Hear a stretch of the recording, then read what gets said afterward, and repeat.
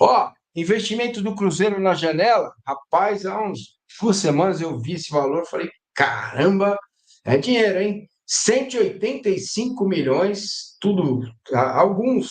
É claro que a gente coloca pagar em 4 parcelas, porque não vai pagar à vista 185 milhões, esse dinheiro é fracionado, 24, 25, 26 e 27, mas caramba, o futebol brasileiro, ele está entrando, gente. Eu falo isso e as pessoas não acreditam. Claro que fica polarizado, Palmeiras e Flamengo, nos últimos anos, brigando para ser campeão aqui e ali, mas a tabela do campeonato já dá uma amostra de como que tá, a coisa está um pouco diferente, né? Tem o Bahia que cresceu, o Botafogo se mantém, né? Brigou ano passado, se mantém, e o Cruzeiro esse dia, agora, qual foi o jogo do Cruzeiro? Eu acho que foi no Maracanã, que eu vi no banco de reservas, tinha 185 milhões no banco, e o Cássio, né, que não custou nada para pagar direitos, mas custou luva, vai custar salário. É impressionante, vocês não acham esse investimento do Cruzeiro?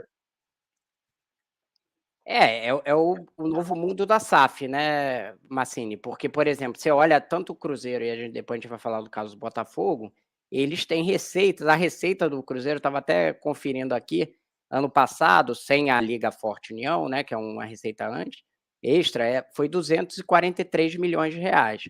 E aí ele gasta quase uma receita de um ano com jogadores. Por quê? Porque o Pedro Lourenço é o novo dono da SAF, e como novo dono da SAF, ele decidiu dar um aporte para a compra de jogadores, e ele avisou isso, inclusive, quando comprou do Ronaldo Clube, né? A SAF. E aí, para dar uma encorpada no elenco, é um investimento extra. Ele deu uma entrevista para a Rádio 98 essa semana, inclusive falando que vai ter que dar um outro aporte para poder pagar os salários até o fim do ano.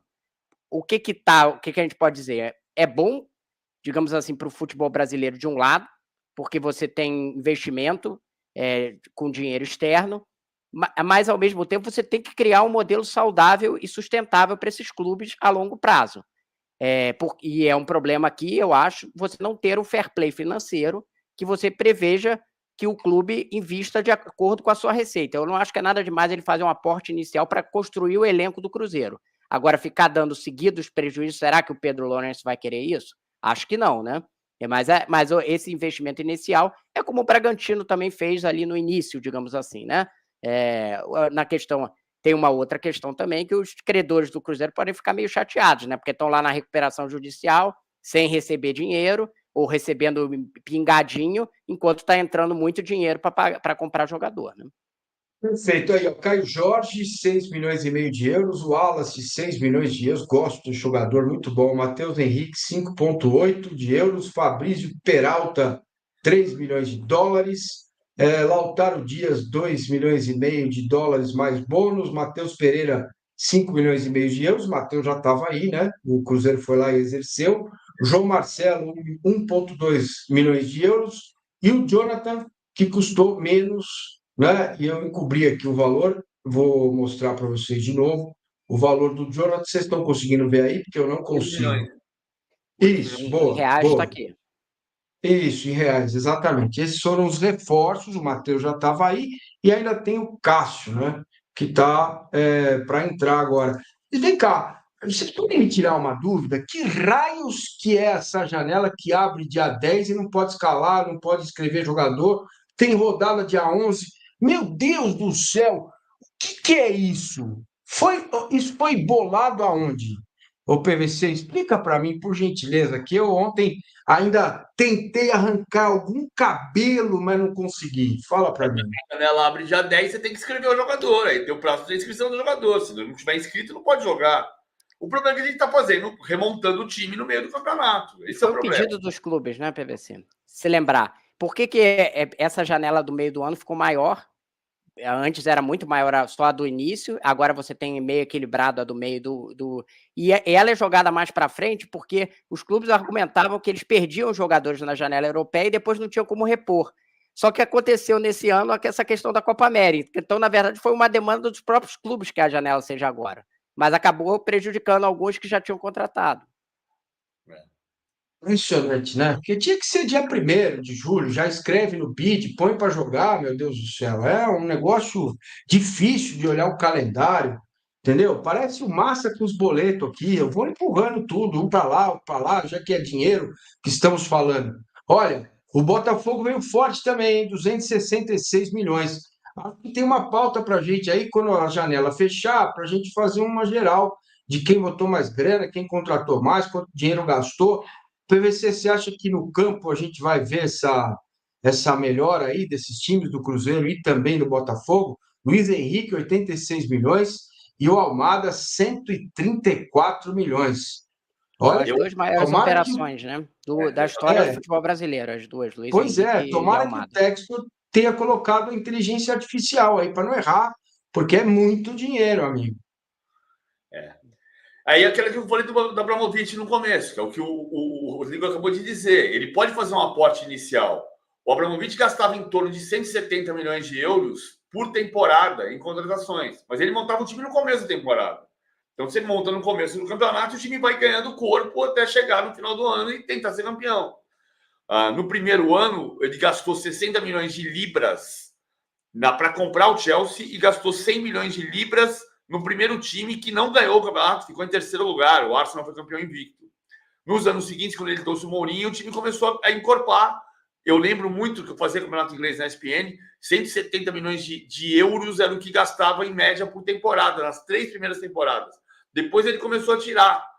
E também não tinha fair play financeiro na Inglaterra, o que também mudou um pouco a ordem disso, né? Porque o Chelsea começou a ganhar campeonatos em 2005, 2006, 2010, 2000, ganhou a Champions League em 2012, que funcionou muito no começo como um brinquedinho do Abramovich. É isso que não pode ser o brinquedinho do Pedro Lourenço e o brinquedinho do Textor, né? O Textor foi freado em Lisboa para comprar os 25% do Benfica que ele queria comprar. Agora, é bom ter um investidor, mas precisa ter regra, é o que o Rodrigo está dizendo. É isso aí. Se a gente olhar as ligas, né? O Brasil, acho que hoje é a 6ª liga, né? E sendo a 6ª liga, as outras 5 primeiras têm regra de fair play. E o investimento do Textor tem a ver com a MCO, o grupo dele de clubes. É isso que fica claro. O Thiago Almada chega, por exemplo, vai no fim do ano já para o Lyon. Ele está fazendo contratações de jogadores que provavelmente vão para o Lyon. Funciona dentro vem um dinheiro de euros ali a operação inteira é feita pensando no grupo inteiro. Ele pegou dinheiro emprestado no Brasil, mandou dinheiro para a Europa. Então, ele pensa na empresa inteira como se fosse uma holding, e os clubes são empresas dentro dessa holding que ele vai transferindo os jogadores. Por isso, os jogadores estão caros, porque, na verdade, esses jogadores estão sendo contratados para o mercado europeu por preços europeus. Isso é muito bom também o torcedor do Botafogo entender e ficar muito claro para ele, né? Que o cara vai passar aqui e vai nessa. Vai para frente lá Mas no também final não do tinha ano. o cara se não tivesse a operação por cru, nem existiria o jogador aqui, né? Então tem as duas Perfeito. lógicas, né? Então, é isso, é a lógica do pedágio. Quer entrar na estrada boa tem que pagar um pedágio, porque o governo não funciona. Bom, tem que ter o cara aqui e é isso. Meus caros, vocês, olhando para esses movimentos que a gente está percebendo, Cruzeiro, Botafogo, o que vocês, hoje, olhando para o mercado, quais são as SAFs mais confiáveis? Já sei que a do Vasco não vamos colocar aqui na conversa, mas quais são as SAFs mais confiáveis, assim, que vocês veem e falam, pô, isso aqui vai dar pedal? A mais saudável é do Bahia, sem dúvida, porque Do Bahia. o City entrou lá, pagou dívidas, deixou o clube saudável financeiramente e depois foi investir em jogadores. E não de uma forma... As outras todas hoje são deficitárias. O Botafogo dá 50 milhões de dólares de prejuízo, ou 250 milhões de reais por ano, o Cruzeiro ainda é deficitário e o Vasco mais ainda. Então, as outras 3 têm o desafio de criar um modelo saudável a longo prazo. A do Bahia já chegou pagando dívida e hoje já tem um time competitivo. Eu acho que é a SAF que tem a melhor resolução de resolver o passado e, ao mesmo tempo, investir. Agora, tem só um contraponto. Eu concordo em tudo. Só o ponto a gente não sabe quanto tempo vai durar o Grupo City nesse nível de investimento, né? Uhum. Porque o Grupo City pode uma hora tirar o pé e acontecem situações sazonais diferentes, vai? O Parma foi uma potência no futebol italiano, não ganhou o campeonato italiano, mas ganhou a Copa da UEFA, e até que a Parmalat teve um caos e o Parma foi parar na terceira divisão, né? Então, isso vai acontecer com o Grupo City? A curto prazo, não. SAF não é milagre. SAF não é safar-se. Uma parte do sucesso do Grupo City no Bahia é ter comprado um clube que tinha uma dívida pequena. Então ele chegou, pagou a dívida, zerou e começou a investir. Não vai ter milagre. Você tem clubes que são saudáveis sendo empresas e que deixam de ser saudáveis sendo empresa, como o Milan. O Milan era uma potência do Berlusconi e hoje o Milan não consegue disputar a Champions League em condição de de se classificar para a Liga Europa num grupo com o Borussia Dortmund, Paris Saint-Germain e Newcastle, né? Isso é sazonal. Agora, precisa ter administração. Se você cuidar da sua casa e gastar menos do que você ganha, a tendência é sobrar um dinheirinho no final do ano e você vai fazer uma viagem.